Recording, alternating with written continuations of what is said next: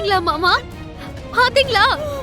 தனக்கு தானே கொள்ளி வச்சுக்கிற மாதிரி நம்ம வீட்லயே இருந்துகிட்டு இந்த செர்ரி பைய நம்மள எவ்வளவு அவமானப்படுத்திருக்கான்னு பாத்தீங்களா?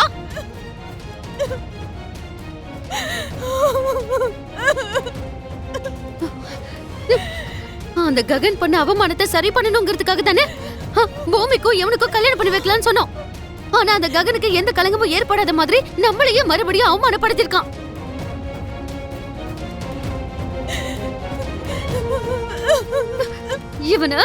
இவன நம்ம என்ன பண்றது மாமா? எழுந்த நம்ம மரியாதையை எப்படி சரி பண்றது? போனம் எரிஞ்சு சாம்பல் காத்துல கலந்த பிறகு போனம் எப்படி கண்ணுக்கு தெரியும்? அதே மாதிரி போன மரியாதை திரும்ப கிடைக்குமா? போனோன்னதும் ஞாபகம் வருது. அவனை கொன்னு போடணும் மாமா, கொன்னு போடணும் மாமா, கொன்னு போடணும் மாமா. உன் புள்ளைய கொன்னாலாவது ஏதோ கொஞ்சம் நெஞ்சம் மரியாதையாவது மிச்சமாகும். கொன்னுடணும் மாமா, விடக்கூடாது. சித்தி சொல்றது கரெக்ட் தான்ப்பா.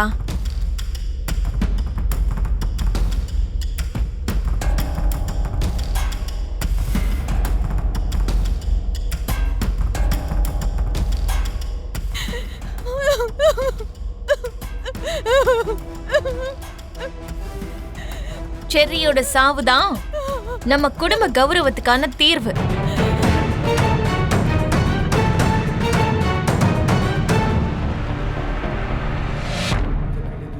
அதுல எந்த ஒரு சந்தேகமும் இல்ல.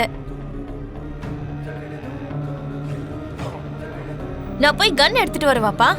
எனக்கும் கொன்னு போட்டுலாம் தான் தோணுது பூமி. இது அவனை வளர்த்து கையாச்சே, அதனாலதான் எதுவுமே பண்ண முடியல. உங்களால முடியலன்னா பரவாயில்ல, சித்தி அந்த காரியத்தை பண்ணுவாங்கப்பா. நீங்க தான் கொன்னீங்கன்னு நாங்க வேணா வெளியில சொல்லிக்கிறோம். பூமி, அத்தையோட சேர்ந்துட்டு நீ அவங்கள மாதிரியே பேசுற. நம்ம குடும்ப கௌரவத்துக்காக வீட்ல இருக்கிற ஒருத்தரையே கொலை பண்ணிடுவீங்களா? வேற வழி இல்ல பிந்து, கொன்னுதான் ஆகணும்.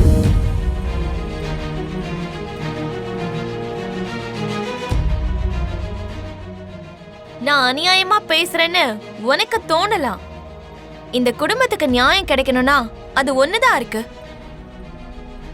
செர்ரிய கொன்னதுக்கு அப்புறம் நம்ம நக்ஷத்ராவோட தாலிய கழட்டி விதவையாக்கி வெள்ளை புடவை கட்டிக்க வச்சிட்டோம்னு வச்சுக்கோங்க, நம்ம குடும்ப கௌரவம் இன்னும் எங்கேயோ போயிடும். எந்த நோக்கத்துல நக்ஷத்ரா கழுத்துல அவன் தாலி கட்டினான்னு எனக்கு தெரியாது. நடந்த தவற நம்ம சரி பண்ணி தான் ஆகணும். அவன் நக்ஷத்ராக்கு புருஷன்தான், என்னோட மாப்பிள்ள.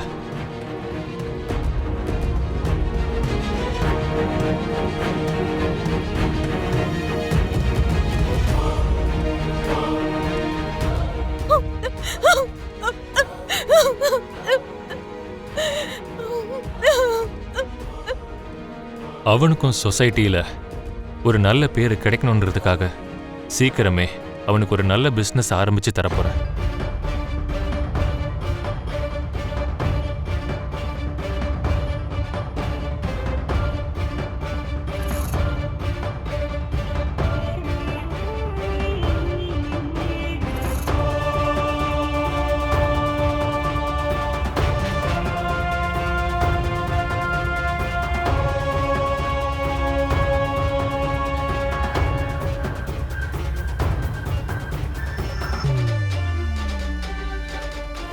நான் இந்த தாலிய பிச்சு எரிய போனப்ப நீ அமைதியா இருந்த.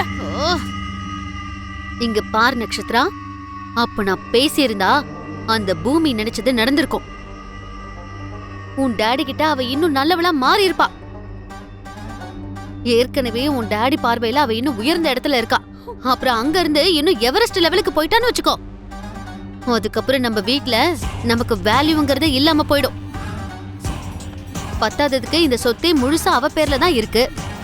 நம்ம வேல்யூ கொஞ்சம் குறைஞ்சாலும் அவ நம்மள வெச்சு செய்வாடி. அதுக்காக இந்த தாலியையும் அந்த செரியையும் நான் பொறுத்துக்கணுமா?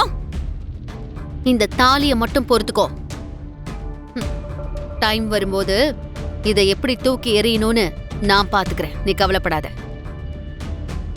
இதுக்கப்புறம் அந்த செர்ரிய உன் இஷ்டத்துக்கு ஆட வை. விருப்பம் இல்லாம கல்யாணம் பண்ணிக்கிட்டா ஒரு பொண்ணு எந்த அளவுக்கு நரகத்தை காட்டுவான்னு அவனுக்கு புரிய வை. ஆமாம்மா, அது மட்டும் இல்லாம நீ சாதாரண பொண்ணே கிடையாது. அபூர்வ பொண்ணு நீ. இதுக்குடா இந்த கல்யாணம் பண்ணிக்கிட்டோன்னு அவன் தினமும் அழணும். இந்த நரகத்துல வாழ்றத விட செத்து போறதே மேலுன்னு அவனுக்கு ஒவ்வொரு நிமிஷமும் தோணணும். தோன்றதெல்லாம் இல்ல மருதாணி பாட்டி. அவனே சாகுற மாதிரி நான் பண்றேன். அவன் செத்ததுக்கு அப்புறமா வெளிய வருத்தமாவும் உள்ள சந்தோஷமாவும் நான் அவன் நெஞ்சு மேல விழுந்து அழுத நினைச்சு கூட பார்க்க முடியாத அளவுக்கு நான் சந்தோஷத்தை அடைவேன். இன்னில இருந்து என் பேர் நட்சத்திரா இல்ல. ஜூனியர் அபூர்வாவா? இல்ல, சைக்கோ நட்சத்திரா. சபாஷ் பேபி, இப்பதாண்டி நீ என் பொண்ணு மாதிரி பேசுற. நீங்க 2 பேரும் சேரணுங்கிற ஆசை எனக்கு இருக்கு. நான், பூரி, பெரியமா, நாங்க எல்லாரும் இதே ஆசையோட தான் எதிர்பார்த்துட்டு இருக்கோம். அதுக்காக தான் நான் நட்சத்திர கழுத்துல தாலி கட்டினேன்னா. தியாகம் பண்ணதான் நினைச்சிட்டு இருக்கியா? நானும் பூமியும் ஒன்னு சேருவோன்ற உன் ஆசை என்னைக்குமே நிறைவேறாது. நீ நட்சத்திராக்கு தாலிய கட்டி நரகத்துக்குள்ள கால் எடுத்து வச்சிருக்க. நல்ல அனுபவி. உன் அண்ணன் சொல்றதெல்லாம் எதுவும் கண்டுக்காதப்பா. கண்டிப்பா நம்மளோட ஆசை நிறைவேறும். உன் தியாகம் வீண் போகாதுப்பா. கல்யாணம் ஆனதுக்கு அப்புறம் முதல் தடவையா நம்ம வீட்டுக்கு வந்திருக்க. உனக்கும் நட்சத்திராக்கும் புடவை வேட்டி மஞ்சள் குங்குமம் கொடுக்கணும். இருச்சரி எடுத்துட்டு வர. சகோதரா, என்னையா? உன்னதான் சகோதரா. ஆஹா, என்னால் நம்ப முடியவில்லை.